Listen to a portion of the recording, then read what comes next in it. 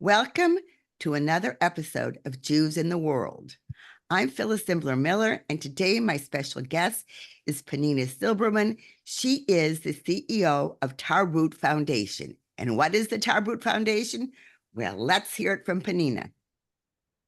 Hello, and number one, Phyllis, thank you so very much for inviting me. And it's really an honor to speak about, especially now that we are celebrating our 10th anniversary, to speak about the Foundation Tarbut, which started in the city of Siget, Maramuresh region in present Romania, 10 years ago. And our programs, our mission is basically helping future generations, Jews and non-Jews. But I want to clarify for a minute, Siget today, as I said, is in Romania. However, Siget went through a few governments. So until 1918, the end of the First World War, that whole region of northern Transylvania was part of the Hungarian-Austrian Empire. Then after 1918, it became part of Romania, even though people still spoke Hungarian and Romanian, and the Jews, of course, spoke only Yiddish. Then in 1940, when Romania joined World War II, they kind of wanted to pacify the Hungarian regime that was together with the Nazi regime, and they gave back northern Transylvania for 5 years. So when my family was deported, it was deported by Hungarian military and militia, which is like the police, and the Romanians. Now, wait, let me clarify. Which side of the war did Romania join? Well, they joined the Nazis in the 40s, in the early 40s. Now, all the Holocaust that happened in Romania against the Jews was not really done by the Nazi regime. Hardly any Nazis arrived into Romania. So no one can say that at the time, the Romanian regime was not anti-Semitic. Of course it was. The locals did the dirty work. Let's be very straightforward.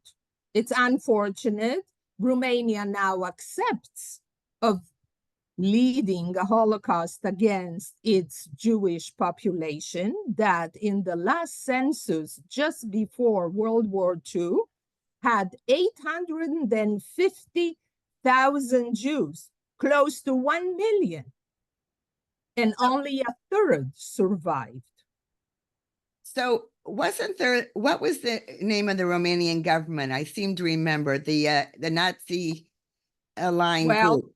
It was the Iron Guard. That's what I thought, but I didn't want to say Iron Guard and get it wrong. Yeah, it's the Iron Guard.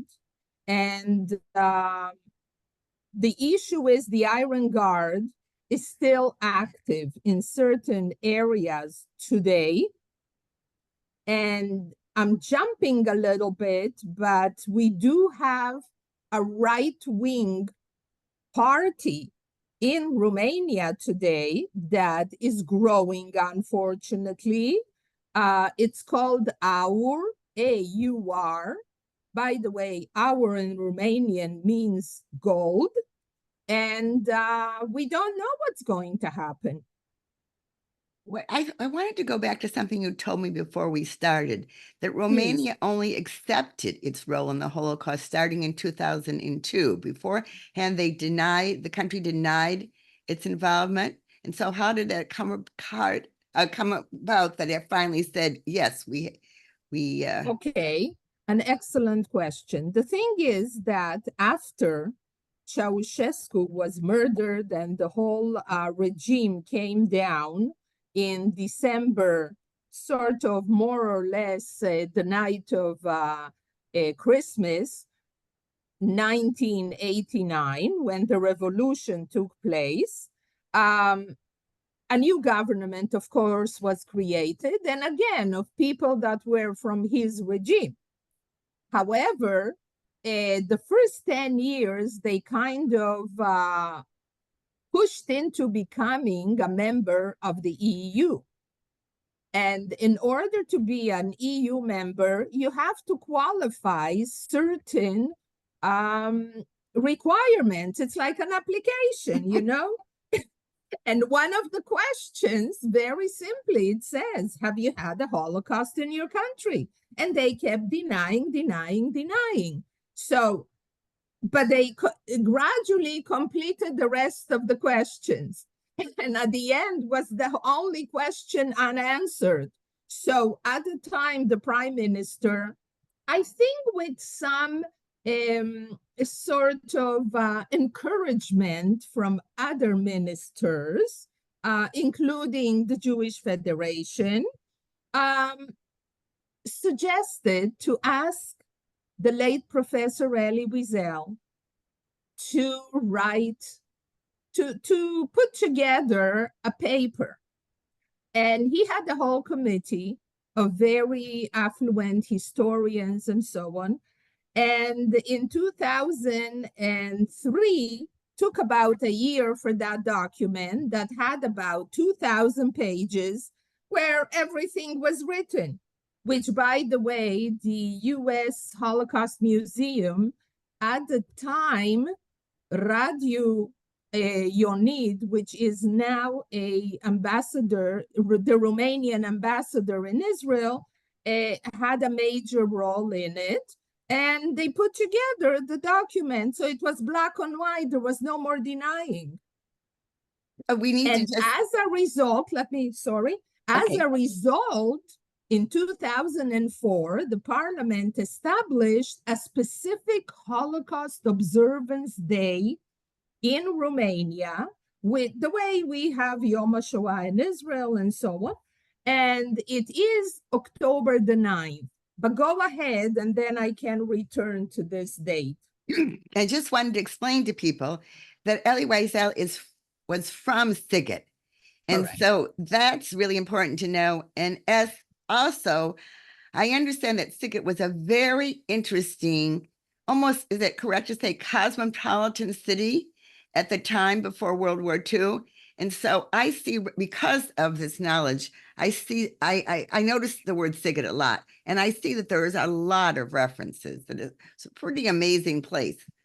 Yes, it is. I love it. The first time I arrived there was when I came for the first time to Romania in 1998, 10 years after the revolution.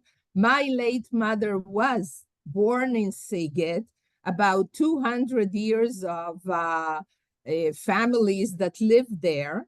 Although our last name in Sigot was Walter, which is very Germanic, but it's not Germanic, it's Austrian. Grandpa was from the dynasty of Austrian people. So that's why I established the foundation in memory of my mother's family, which most of them have been murdered in Auschwitz, and also for the memory of the rest of the Jews. The Jewish population in Sigot before the war was almost 13,000 Jews in the city itself. I'm not speaking about the rest of the communities. The small villages, etc., was a total of 160,000 Jews. And most of the Jews who were in Sigot or arrived came from Galicia and from Austria-Hungary. The countries, Austria or Hungary. And now you said it was a cosmopolitan. Definitely, because it's only 5 hours to Budapest. And it's 8 hours to Vienna. So most of the young men and few women, when they wanted to study medicine or law or accounting, they would go to these big places. And there was a lot of business going on. Now, in the non-religious, but there was a very large, very religious community of Hasidut, of Hasidism. Habal Shem Tov came there too. He passed by, he spent some time in Sigot. So it had some Zionists as well. I remember my mother told me a story. You know, Shabbos afternoon was always spazieren, going a little bit for a walk. So she and her sister, they were 8 children, 6 boys, 2 girls. She and her sister, my mother was born in 1926. The sister, Agi, was born in 1929. So when they were like 15, they were saying, oh, we go to visit auntie this and auntie this, but they didn't. They went to the Zionist house where the shlichim would tell them stories about Palestine, Israel, and all those things. And that's what helped them. When they were recuperating in Sweden for 4 years, because they were liberated in Bergen-Belsen and taken with the white buses and white boats to Sweden, they made their choice based on those meetings with the shlichim. Even though they found their uncle in New York City, they still went to Israel. That's actually a beautiful story. Now, I want to go back because I interrupted you. Why October something was the date of the... Yes, October the 9th. Now, why did the parliament choose October the 9th? Because there were 2 Holocausts basically in Romania. So I mentioned already North Transylvania, that deportation started May, only 1 month, one after each other, from the main cities in... Wait, what year? 1944. It's half a year before the end of the war in a way, but the Hungarian wanted to push 250,000 of Jews to send them to Auschwitz. So that was one group of a Holocaust of deportations. For Siget, for the record, it took place May 16 to the 22nd, 5 transports. Now, the other side was already in September 1941 in the region that's today called Bukovina. That was in those days also Bukovina. Now, where is Bukovina? Bukovina is in the northern eastern part of Romania. For example, I'll drop some names: Suceava, Dorohoi, Câmpulung. You know, maybe people that listen will remember these places. So those, that region, Bukovina, people started to be deported on September 1941. Therefore, they sort of made it 9 September, you know.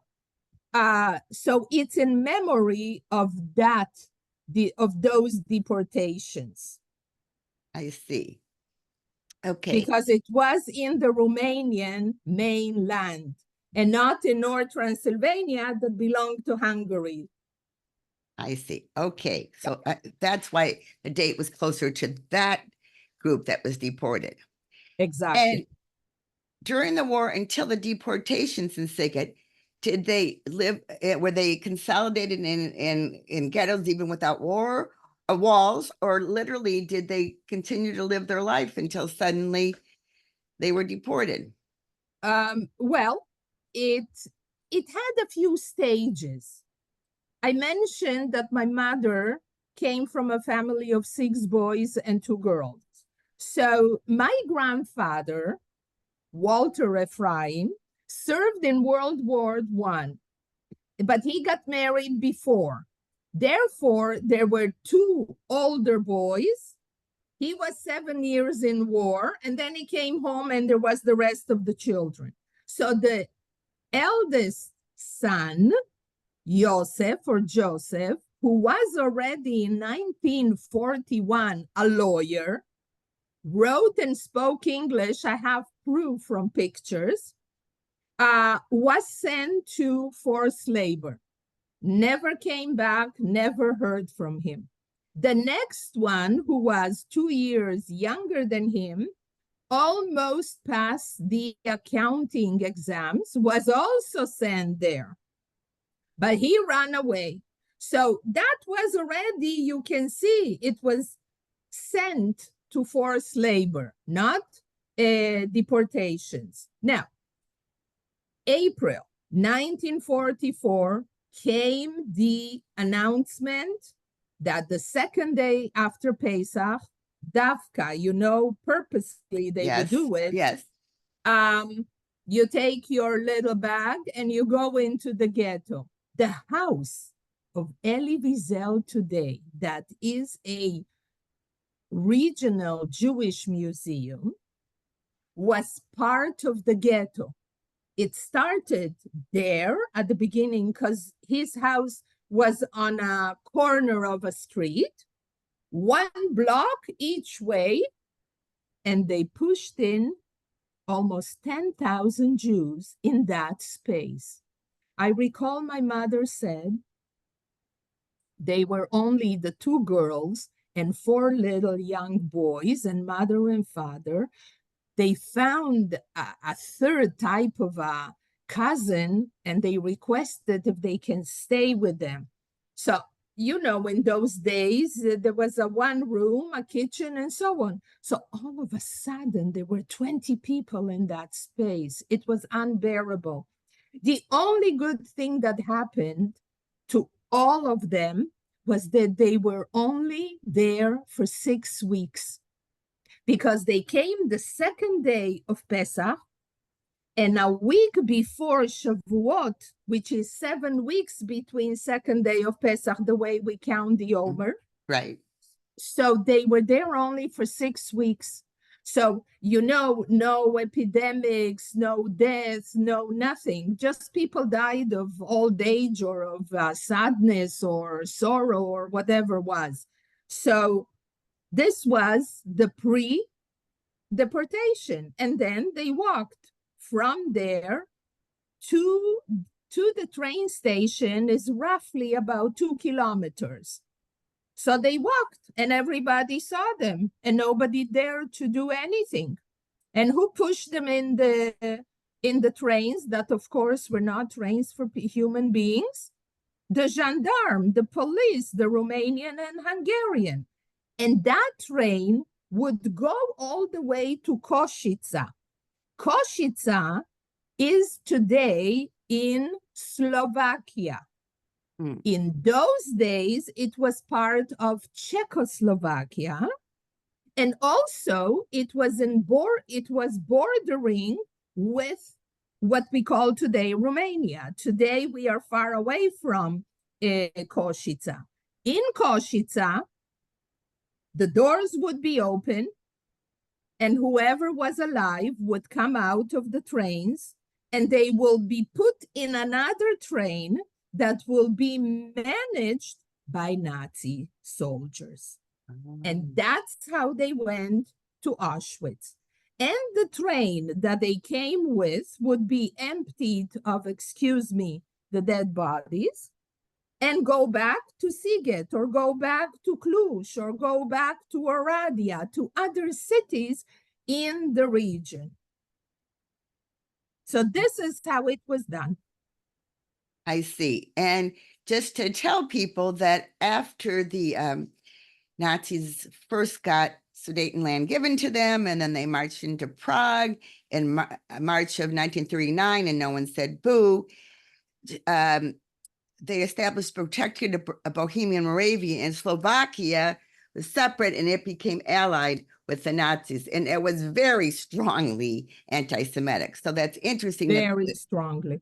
Yes, that's where, I mean, I find it very interesting that that's where the trains from Sigot went first and then on. So let's talk about one piece of good news. Let's talk about September 2023. Tell us what happened September 2023. Sure. The school year starts in September, usually second week in September in Romania. And this past year was the first year that the Minister of Education delivered various manuals, 6 manuals about the Holocaust, and each school could have had the option which manual to adopt. And it is compulsory to teach in grade 11 1 hour per week of Holocaust. 1 hour per week. I thought you were going to say 1 hour, which, you know, kind of the United States. Yeah.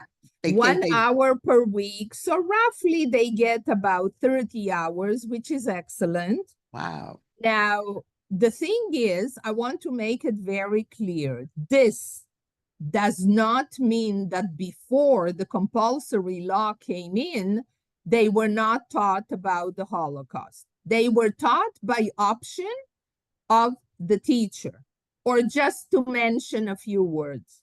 So we at Tarbut are extremely happy. We work with teachers, we work with schools, we work with students. I speak the language fluently, read and write.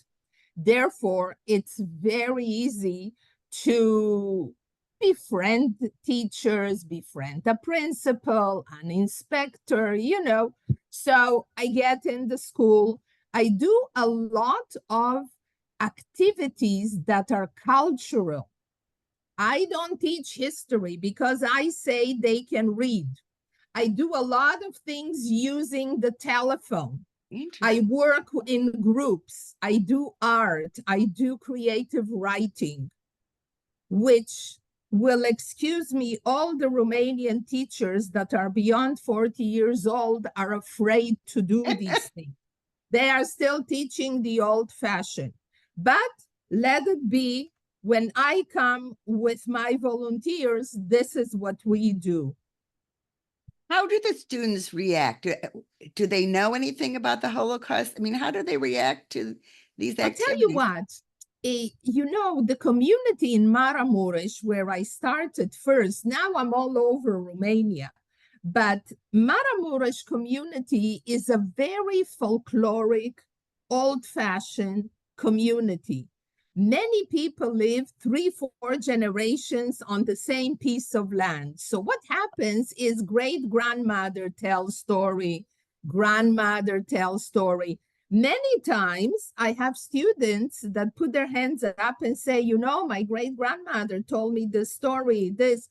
I actually went to interview a few of these old ladies that were telling me stories that they were trying to save their classmates, but the classmates did not want to be saved because they were worried about their families. You know, that detachment, separation issues that we have. So it's not brand new news. It's something that is there in their minds, in the back of their minds. They heard. There's also some sites. If I take Sigot, for example, we have a big monument where the big synagogue of the big Orthodox synagogue was set on fire. So on top of that piece of land is today a monument. People pass by, people stop, people see that we do, not just we, but in general, various commemorations. There is Elie Wiesel House. There is the cemetery, which is right smack in the middle of the city, not outside. Right in, people from their balconies are looking at monuments. So it's very much into your face, not just in Sigot, in the whole Maramureș. So wait, when did the synagogue burn and who burned it? Oh, there are 2 versions. I'll say both. Only 2? Yes. So the synagogue, no, let's start differently. The very Orthodox Jews would go to the rabbi and say, Rebbe, was me macht, What can we do? Go home, study, everything will be fine. Okay. Meanwhile, the announcement came, we have to go in the ghetto. Okay, they went in the ghetto. But when the announcement said you go to the train, many men and children went into the synagogue with the hope that nothing will happen. Aye. However, it did happen. So this is the first version that I tend to believe the most.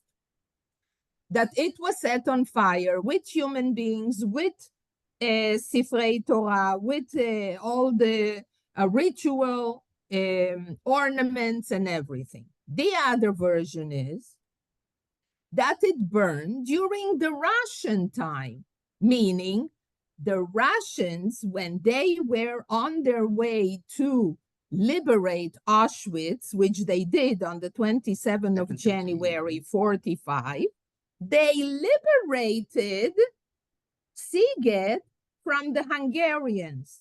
And apparently, in this version, the synagogue didn't have anything Jewish inside. It was a deposit. It was like a warehouse. And the Russians burned it. And these are the two versions. Regardless, the place is holy. Nobody can do anything on the place except of the monument that was erected by the 2,000 Jews who came back from Auschwitz or from any other camp, because men were deported to Mauthausen, like Elie Wiesel himself, and requested from the Communist Party that they want to build this monument. So they built it, and the only thing that the Communist Party did not accept in the wording was they didn't let the word Nazism to say on it. On all the monuments that were erected during communist times says fascism. Interesting. Very interesting. Any new monument has the word, but there are very few new. Everything is old because that's when they build them. I do have a history question. Was there a community of what in those days would be called gypsies, but we would call Roma today? Was there a community in Romania at the time? Because the Nazis also murdered as many of those people as possible. So thank you. Thank you, Phyllis, for raising this. Yes, I always like to try and include them when possible. So please, yeah, we just observed their commemoration date, which is August the 2nd. That's when they were murdered in Auschwitz, right? Right. So, in North Transylvania was a small community. However, in the one in the Bukovina area was a much larger one, and I omitted, but I'm going to say now, that all the Jews from Bukovina were deported to Transnistria. This is the name of the camp that's today in Ukraine. Oh. And the reason why it was called Transnistria is because trans means over, and Nistria because of the Dniester River. So this was a former Russian soldiers camp that they no longer were there. And so the Romanians said, okay, we will send them there. Most of the people who were deported to Transnistria basically died of disease, cold, any kind of weather, starvation, and also murdering or simply killings, or, you know, but there was no crematorium and things like that there. So there were many Roma people. Yes. And there is now an awakening of the third and fourth generation of Roma, I can say, that they are asking, They want to listen. They want to commemorate. Even IHRA, IHRA, which is the International Holocaust Organization, Remembrance they Alliance. also support them. Yes. And I am active in a group that offers teachers seminars in Romania during the month of July. It's actually an American organization, TOLI, T-O-L-I, very interesting, something you might look into. We devote a whole day in our teaching for the Romanian teachers about the Roma Holocaust, definitely. I'm very pleased to hear that, because I think that people really need to understand that they were the other group targeted as complete wipeout, as well as the Jews, but because they were a smaller percentage overall, and because perhaps it was a little harder to find some of them, the ones that were mobile, the Roma Holocaust doesn't get enough attention. And since the name Roma and Romania are similar, I take it there is some kind of relationship or not, but no, there isn't. No. That's interesting. Actually, the Roma people don't like that we call them Roma. They want us to call them gypsies. So there's always that battle, politically correct or should we go after them? What can I say? I'm using the word Roma. Right. I've been using it too. I thought that was okay. We won't get into this. Exactly. Okay. So we have a few more minutes. What are the highlights of, I mean, we could go on for hours, but what would you most like to share with my audience? Number one, I want to share the two missions, the most important missions that Tarbut has. And I take it you'll take donations, right? Yes, always. Okay, well, and I'll explain in a minute. So the mission number one for all Jewish generations is genealogy studies and family roots journeys. I'm actually now publicizing 2025. I'm building up itineraries per family across Romania. These are boutique specifically for the family. And I've had 2 people from a family and I had 28. It was my largest. And these tours are not just the tour and that's it. The tour could be extremely sad and people cry and all this, but I intertwined the cultural Romanian life to see another side, to see another vision, to see how we live together. We basically lived very good lives together, Jews and non-Jews. So that's our mission for the Jewish people. And for the non-Jews is cultural events in cultural buildings. That's something that's left from communism time. They have special cultural buildings. And in the high schools, of course, to continue to teach. All donations and all the money that we make from the trips are going back in the foundation in order to provide various programs. We are in our 10th year, as I mentioned, and right now we are working in partnership with 4 more countries. That's why I was in Portugal, because we had our first meeting face-to-face. And the topic this time is empathy. And we will be speaking about righteous among the nations. However, I don't stay there. Tarbut is responsible for the curriculum of this partnership.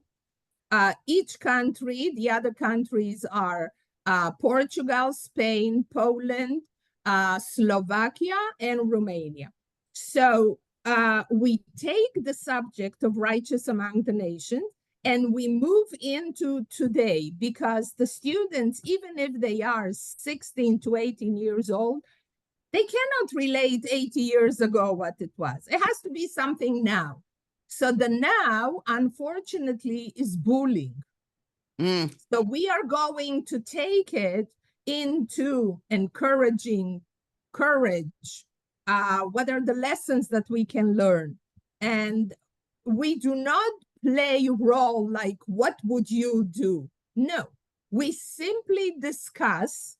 We hear various testimonies. I also have from my family in Bucharest a story. And at the seminar, I shared it. And they started to realize what it means to be a righteous among the nations. So this is our hit this year. So that's what I've been doing, basically, attending seminars, speaking. I speak at the schools via Zoom. We do various sessions in the winter months because in the winter I'm not on regular years. Winter I spend in Israel. I hope I can continue. God's willing, yeah. I think this has been a very, very important interview. I think Romania is one of those countries that really gets overlooked when Holocaust history is discussed. And that's why I particularly wanted to do this interview with Penina, because I was, well, very impressed with what she's doing in general, but particularly in bringing Romanian history out of the dark ages, so to speak. For sure. I thank you so much. Really, this has been wonderful. And I just hope a lot of people listen to this episode and share it, because we need to know that not everyone is about, not the Holocaust is only about Polish Jews or exactly, or Auschwitz. There is exactly. Transnistria too, right? Yes. So our website is, can you write it? Yeah, I will write it, but you can say it also.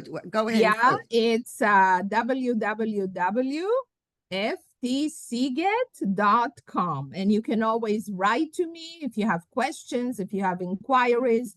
We'll be very happy to help you. And next week, I'm going to be at the International Genealogy Conference in Philadelphia. If you are there, come and say hi. Sounds Sure. good. Thank you so much. Thank you, and may you all have a good year. Rosh Hashanah is around the corner already. Summer Yes. is over. Yes. All the best. Thank you. Thank you.